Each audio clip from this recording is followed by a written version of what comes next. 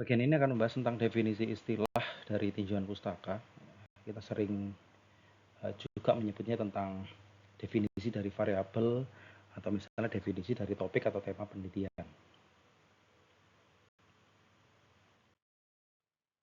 Definisi istilah dalam tinjauan pustaka yaitu bagian definisi yang dapat ditulis secara terpisah dari tinjauan pustaka dan beberapa kadang juga dituliskan di dalam tinjauan pustaka atau kajian literatur. Biasanya atau ini justru diletakkan di bagian yang lainnya, misalnya pada bagian pendahuluan atau bagian metode. Ini karena biasanya struktur atau sistematika pelaporannya berbeda dengan kesesuaian atau kriteria atau template dari setiap karya ilmiah gitu ya. Ada juga yang kajian literaturnya itu include di dalamnya pendahuluan, maka kemudian definisi istilah itu diletakkan di bagian pendahuluan, atau bahkan kemudian terkait dengan penelitian yang melibatkan penelitian metode, maka kemudian istilah itu diletakkan di bagian metode ya. Ada beberapa strategi dalam menempatkan definisi istilah. Pertama, kita mendefinisikan istilah tersebut ya. Jika sebagian besar orang di luar bidang penelitian tidak memahaminya karena dirasa istilah tersebut terdengar asing, maka itu perlu gitu ya. Tapi kalau misalnya itu menjadi bagian umum atau menjadi pengetahuan umum, maka beberapa istilah-istilah itu tidak perlu kita jelaskan. Misalnya pendidikan adalah, nah kita sudah sangat paham tentang pendidikan, ya, sehingga kemudian kita tidak perlu mengulangi seolah-olah kata pendidikan itu baru kita dengar hari ini, gitu ya. Definisikan jika istilah tersebut muncul pertama kali agar pembaca tidak perlu lagi membaca bagian awal untuk menemukan pemahamannya ya. Kalau misalnya istilah itu memang diperkenalkan pertama kali atau bukan menjadi pengetahuan umum pada sebagian besar pembaca, maka kemudian kita kenalkan di awal. Lalu kemudian yang ketiga, demi keakuratan ilmiah, peneliti perlu mendefinisikan istilah-istilah penting di awal naskah riset. Selanjutnya yang keempat, tulislah definisi dalam tingkatan operasional tertentu. Ya, konteks riset kuantitatif biasanya didefinisikan secara operasional, diletakkan pada bagian metode. Ya.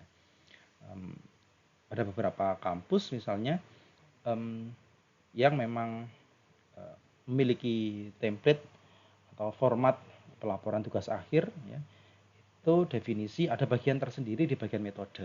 Gitu.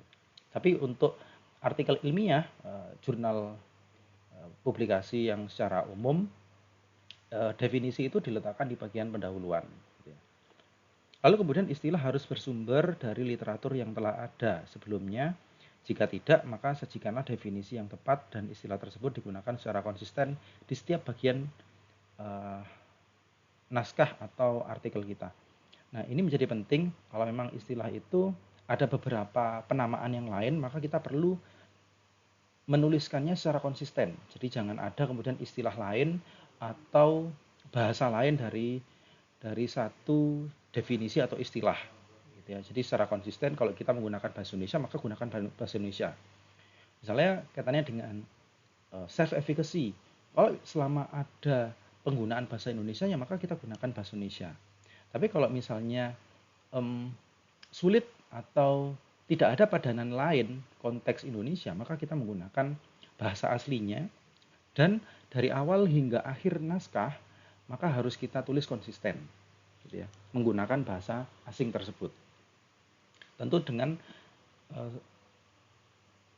atau sesuai kaidah penulisan ilmiah ya. Kalau kata asing maka kita tulis secara miring gitu, dan seterusnya.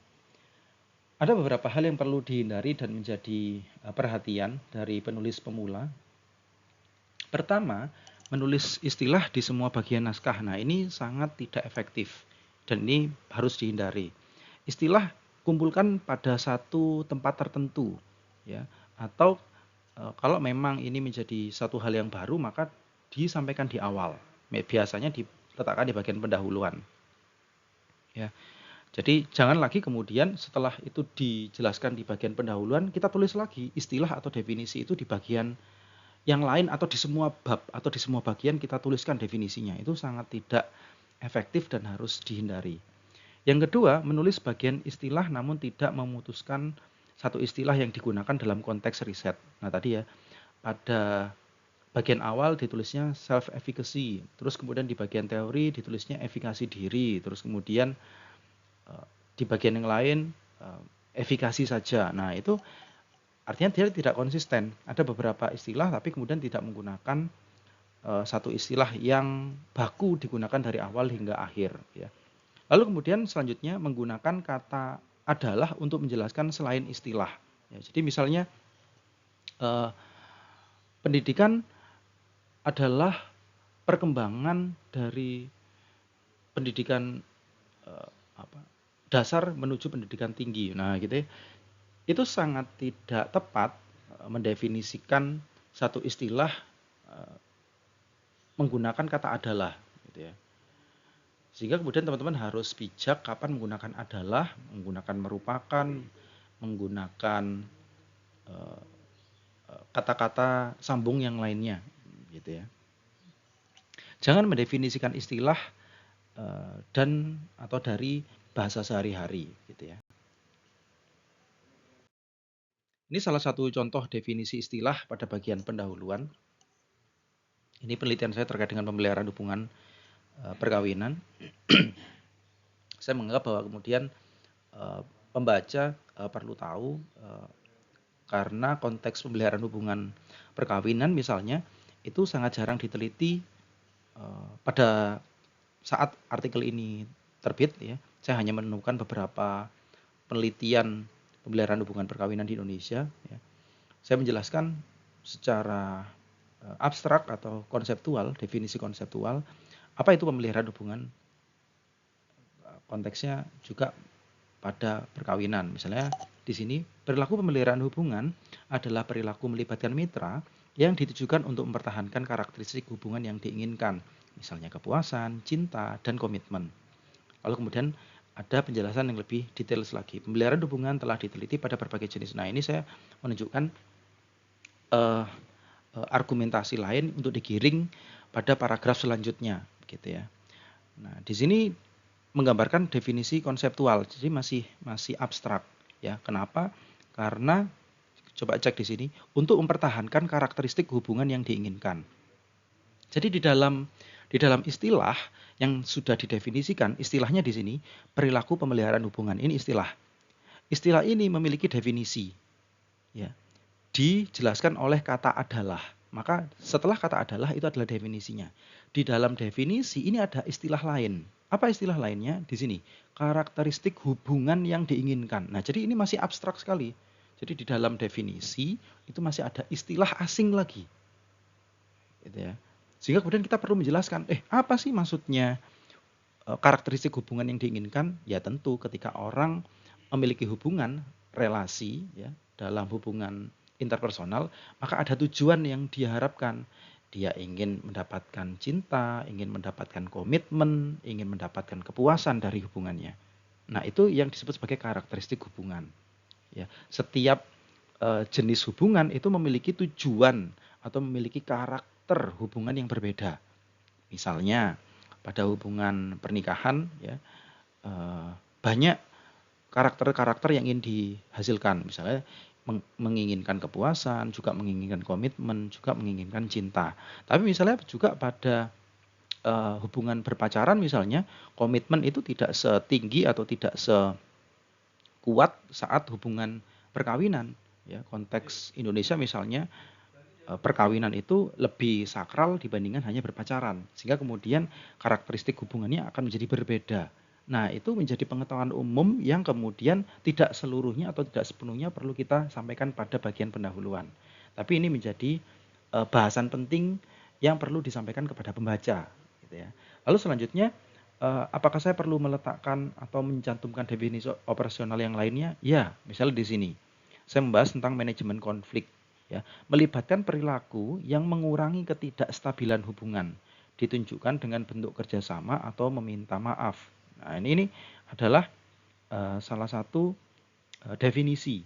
Ya, jelas. Kenapa? Karena manajemen konflik itu melibatkan ini, ya, yang mengurangi ketidakstabilan hubungan ditujukan dengan bentuk kerjasama. Jadi ada jelas operasinya. Apa operasinya? Meminta maaf, menunjukkan kerjasama. Nah, gitu loh. Sarannya apa? Atau saran di sini eh, apa namanya? Salah satu aspek dari pemeliharaan hubungan perkawinan, advice itu mengacu pada berbagai pendapat personal untuk mendukung pasangan. Jadi jelas mendukung pasangan. Nah, gitu ya. Itu sebagai operasi atau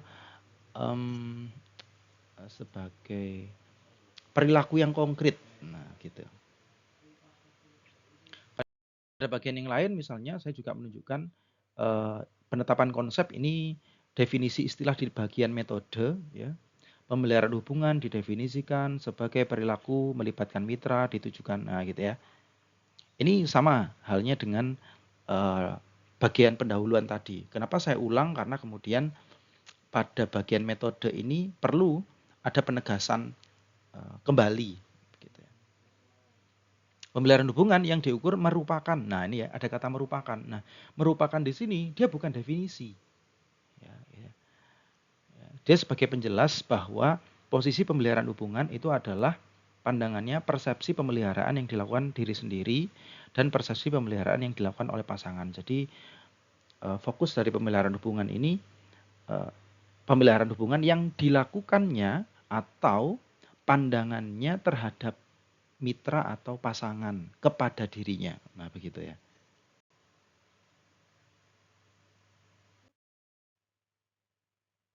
Nah, berikut juga contoh dari definisi operasional secara praktis. Nah, secara praktis di sini karena pemeliharaan hubungan itu ada 7 dimensi, maka kemudian saya memberikan atau mengurai definisi setiap dimensi. Dimensi kepositifan, ini ada definisi tersendiri. Dimensi pemahaman, understanding ada definisi tersendiri. Definisi jaminan, itu ada definisi yang sendiri. Jadi kemudian setiap awal paragraf itu adalah definisi atau penjelasan untuk setiap dimensi.